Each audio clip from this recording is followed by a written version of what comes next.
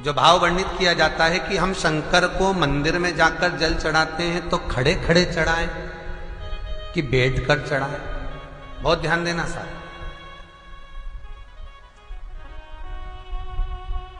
शंकर में मंदिर में जाकर हम भगवान शंकर को जल चढ़ाएं तो खड़े होकर चढ़ाएं कि बैठकर चढ़ाएं।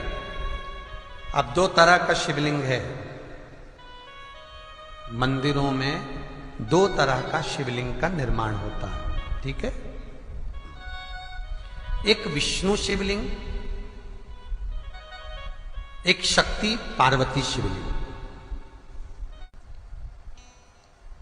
दो तरह का शिवलिंग मंदिरों में होता है, दो तरह का शिवलिंग मंदिरों में होता है, समझ लेना बहुत अच्छी तरह से। एक शिवलिंग वो होता है जो जमीन पर डायरेक्ट जलाधारी रहती है, शिवलिंग रहता है, ऐसी जलाधारी पूरी की पूरी, और शिवलिंग जमीन पर रखा रहता है, भूमि पर रखा रहता है, डायरेक्ट जमीन पर।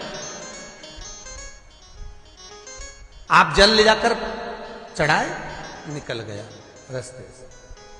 एक शिवलिंग जो जमीन पर डायरेक्ट शंकर भगवान की जलाधारी और शिवलिंग रखा रहता है, वो शक्ति शिवलिंग कहलाता है। माता पार्वती का हस्त कमल उस शिवलिंग के सम्मुख में, और दूसरा शिवलिंग एक डमरू जैसा होता है। अब वो हम उसको कैसे वर्णन, एक डमरू शिवलिंग होता है, ऐसा उसका स्टैंड होता है, ऐसा स्टैंड होता है, नीचे शिवलिंग रखने की जगह होती, फिर ऐसा होता है, फिर उसके ऊपर इस तरह शिवलिंग रखा होता है। देख, दर्शन करें आप लोगों ने। अब फिर इसके ऊपर शंकर भगवान का शिवलिंग रखा होता है, ठीक है। इस तरह का जो शिवलिंग होता है, एक डायरेक्ट नीचे रखा हुआ शिवलिंग, और एक भगवान जो नीचे डमरू जैसी आकृति होती है, इस पे जो डमरू जैसा जो भाग बना होता है, ये भगवान विष्णु का हस्तकमल है, और ऊपर का जो भाग है वो भगवान ब्रह्मा का हस्तकमल है। इसको विष्णु शिवलिंग कहते हैं।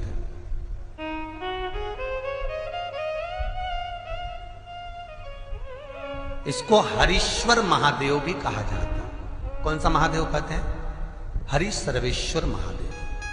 हरीश्वर महादेव भी कहते हैं, हरि सर्वेश्वर भी कहते हैं। तो डमरू जैसा जो शिवलिंग का निर्माण हुआ है मंदिर में, अगर शिवलिंग ऊंचा है, शिवलिंग थोड़ी सी हाइट पर है, ऊंचाई पर है, और डमरू जैसा भाग फिर उसके ऊपर जलाधारी के बाद शिवलिंग निर्माण किया गया है, तो वो विष्णु शिवलिंग कहलाएगा, वो हरीश्वर शिवलिंग कहलाएगा, वो हरि वंश शिवलिंग कहलाएगा, हरीश्वर कहलाएगा। और जो डायरेक्ट सीधे जो रखा हुआ है, 12 ज्योतिर्लिंग के अगर आप दर्शन करेंगे तो कहीं पर भी आपको विष्णु शिवलिंग नहीं मिलेगा, केवल एक नागेश्वर को छोड़कर। कहां पर छोड़कर? जम के बोलिए। केवल एक नागेश्वर। नागेश्वर को छोड़कर बाकी के जितने 12 ज्योतिर्लिंग में शिवलिंग के दर्शन करोगे, सब शक्ति शिवलिंग मिलेंगे, सब जमीन पर। आप जितने भी देखेंगे, काशी का देखेंगे, महाकालेश्वर देखेंगे, तो डायरेक्ट जमीन पर जलाधारी बनी है महाकाल बाबा की, डायरेक्ट जमीन पर बनी है, कोई ऊंचाई नहीं है, डायरेक्ट जमीन पर, फिर शिवलिंग है। ओमकारेश्वर देख लीजिए, ममलेश्वर देख लीजिए, आप चाहें तो विश्वनाथ देख लीजिए, डायरेक्ट जमीन पर। सोमनाथ देख लीजिए, डायरेक्ट जमीन पर। केदारेश्वर देख लीजिए, डायरेक्ट जमीन पर। भीमाशंकर, वैद्यनाथ, डायरेक्ट। आप वैद्यनाथ जी के लाइव प्रसारण कभी चालू कर देखना, डायरेक्ट जमीन पर, डायरेक्ट। तो जितने भी शिवलिंग हैं सारे के सारे शक्ति शिवलिंग हैं।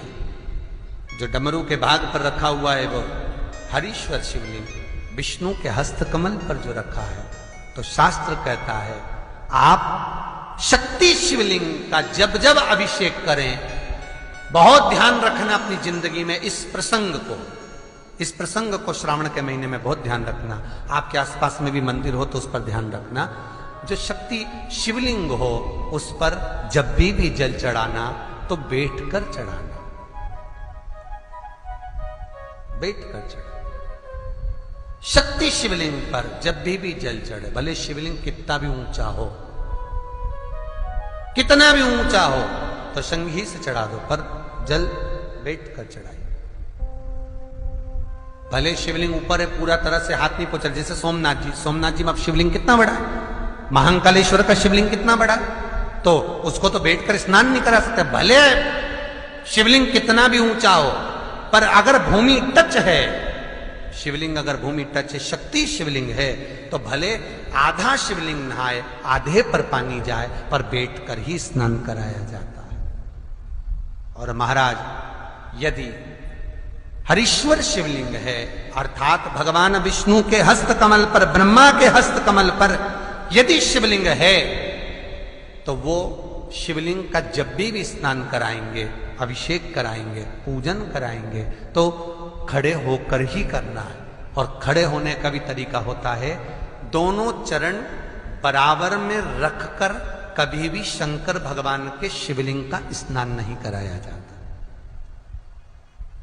महाराज दोनों चरण बराबर रखकर, अगर हरीश्वर शिवलिंग है, किसी मंदिर में शंकर को जल चढ़ाने के लिए आप गए हो और शंकर को जल चढ़ा रहे हो, तो हरीश्वर अगर शिवलिंग है तो दोनों पांव बराबर रखकर नहीं, एक सीधा चरण थोड़ा सा आगे रखिए और उल्टा चरण थोड़ा सा पीछे रखकर भगवान शंकर का जलाभिषेक करने पर लक्ष्मी जैसे अपने चरण रहते हैं, भगवान शंकर उसी तरह से लक्ष्मी को दौड़ाते हुए अपने घर में प्रवेश करा।